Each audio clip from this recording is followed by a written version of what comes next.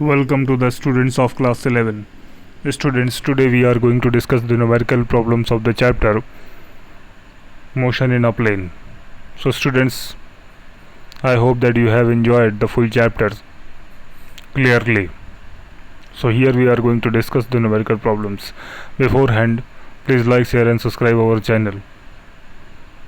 Students, let us start. Question number 1. State for each of the following physical quantity if it is a scalar or a vector. Students, here state for each of the following physical quantities if it is a scalar or a vector. Students, these are the physical quantities given to you. In that you will have to find the scalar and vector. So students, you have been taught the definition of vector. What is that? It is a physical quantity which have magnitude as well as direction, and it should also follow the law of vector addition. This is the complete definition of vector quantities.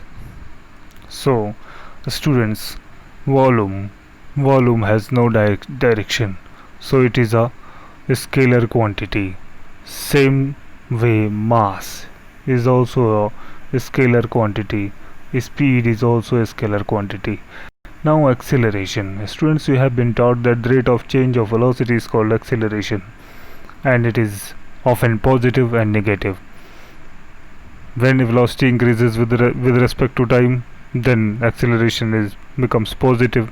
When velocity decreases with respect to time, then acceleration becomes negative. So it has a specified direction, and hence it is a acceleration is a vector quantity. Now density is also a vector quantity, because this is made by dividing mass to volume. So mass is also a scalar quantity, and volume is also a scalar quantity. Number of moles. Students, the quantity of substance is the number of moles, so it is also a scalar quantity. Now velocity is the vector quantity, because the displacement with respect to time is called velocity, is a vector quantity, because displacement is changing with respect to time. I mean to say the direction of displacement is not going to change. The velocity will be in the direction of displacement, hence it is a vector quantity. Now angular frequency. Students, angular frequency is a scalar quantity. Students, you have been taught by your teachers that there is a sharp difference between angular velocity and angular frequency. Students, by formula both are same, but their meanings are quite different. In this scenario, the angular frequency is a scalar quantity and angular velocity is the vector quantity. Students, here is a question for you. Please give the answer of this question in the comment section that I am going to ask, that what is the difference between angular frequency and angular velocity. Now student, displacement. You have been taught that this is a vector quantity because it has a specified direction.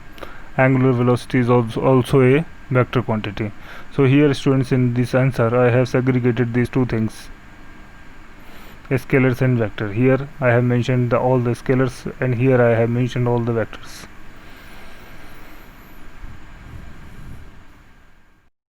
In second question, the question is, pick out the two scalar quantities in the following list. Students, where is the list?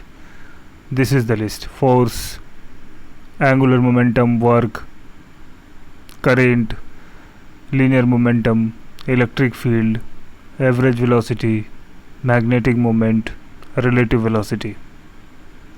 So in this list you will have to find out the scalar quantities. So see here students, force is the vector quantity that you have been taught. Angular momentum is also a vector quantity. Work is a scalar quantity, because work is the product of two vectors. I mean to say work is the dot product of two vectors, so it will give a scalar, so work is a scalar quantity. Current. Now students, one question is for you. Current is a scalar quantity or a vector quantity? Students, current has a direction as well as it has a magnitude. Even it is not a vector quantity. Why it is not a vector quantity, that you will have to answer in the comment section. Linear momentum is a vector quantity. Electric field is a vector quantity.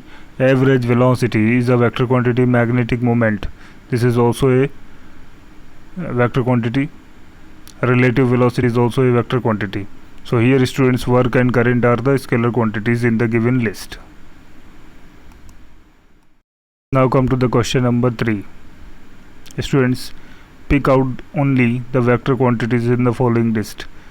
In the earlier question, students, you had to find the scalar quantity. In this question, you will have to find vector quantity. So see here students, temperature, pressure, impulse, time, power, total path length, energy, gravitational potential, coefficient of friction, charge. In these quantities, which one is a vector? See here students, temperature is scalar quantity. Pressure is also a scalar quantity. Impulse is a vector quantity. Time is a scalar. Power is the scalar. Total path length is also scalar. Energy is also a scalar. Gravitational potential is also a kind of energy, so it is also a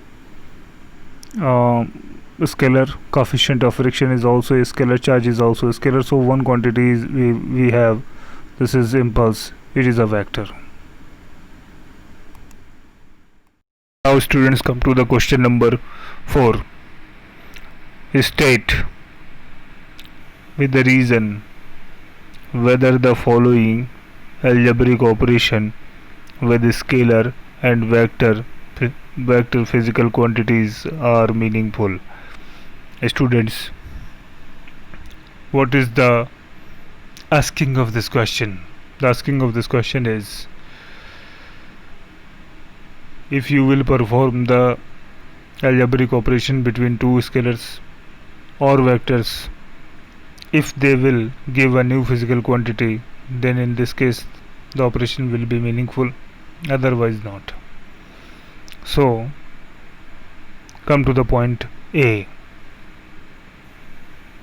Here students, adding any two scalar. Students, you can add any two scalars of the same dimensions, not the different dimensions.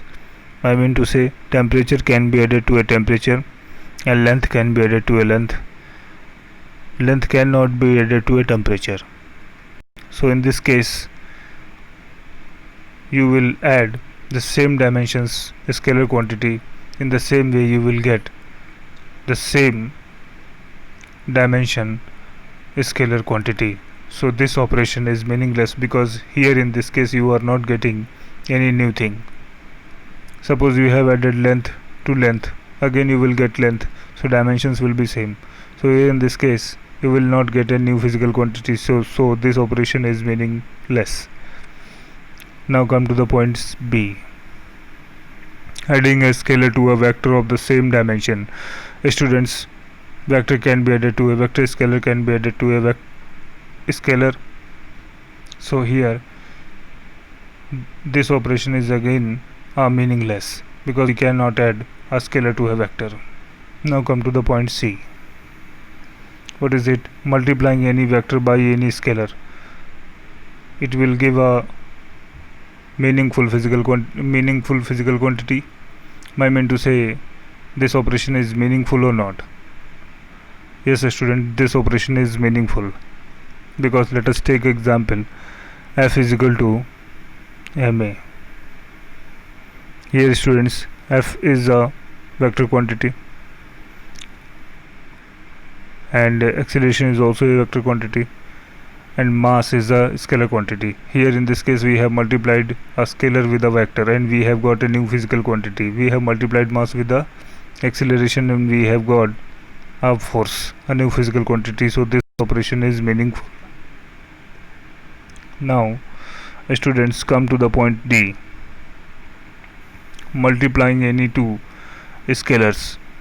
Yes students, two scalars multiplied yield a meaningful result. For example, multiplication of rise in temperature of water and its mass gives the amount of heat absorbed by that mass of the water. Q is equal to mc. This is the example. Or take another example. If you want to take a very simple example, I want to take. Students, we know that rate of doing work is called power. I mean to say W is equal to P upon T. So here students, P is equal to W into T. So students, if we multiply the work into time, then we will get a power, a new physical quantity we will get. So this operation is meaningful. Now come to the point E. Come to the point E. Adding any two vectors. Students, again this operation is meaningless because same dimensions vectors can be added just like scalars. So again same dimension vector we will get. So this operation is meaningless. Now come to the point F. Adding a component of a vector to a same vector. Students, the component of a vector has the same dimensions as that of original vector, and if we will add the original vector to a component, then same dimensions quantity we will get and same dimension resultant we will get. So again this operation is meaningless. Students, come to the question number 5. Read each statement below carefully and state with reason if it is a true or false. See here students, magnitude of a vector is always a scalar. Students, magnitude is a pure number, so this is the true. Magnitude of velocity of a body moving in a straight line may be equal to the speed of the body. Number B, sorry to say, each component of vector is always a scalar. No, this is false, because each component of vector is always a vector, not a scalar. Now C. The total path length is always equal to the magnitude of the displacement vector of a particle.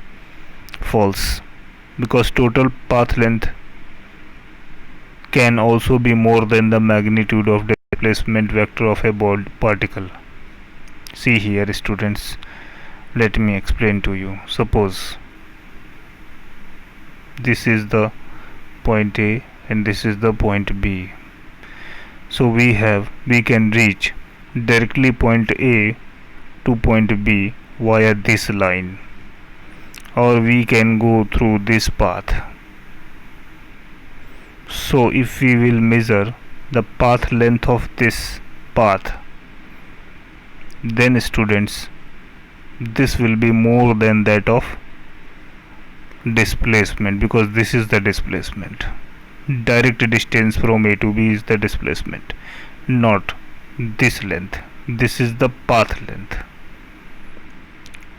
Okay, so total path length can also be more than the magnitude of displacement vector of a particle. So this is the false. Now come to the point T. The average speed of particle, defined as the total path length divided by the time taken to cover the path is either greater or equal to the magnitude of average velocity of the particle over the same interval of time. Students, it is true, because the total path length d, it is true, because the total path length is either greater than or equal to the magnitude of the displacement vector. Now come to the point E. The three vectors not lying in a plane can never add up to give the null vector, because the students see here three vectors are not in a same plane. So if you will suppose two vectors are in the same plane and third one is not there, so if you will find the resultant of these two vectors, suppose this is the A and this is the B, if you will get, this is B, this vector is B, if you will get the resultant of these two vectors that will lie on the same plane, in the plane of A and B, so how it will cancel this vector? So in this way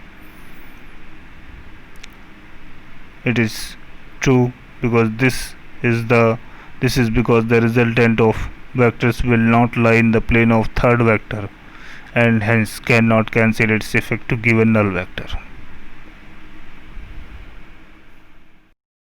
Students, thank you for watching this video, and further questions I will try to discuss in the new video.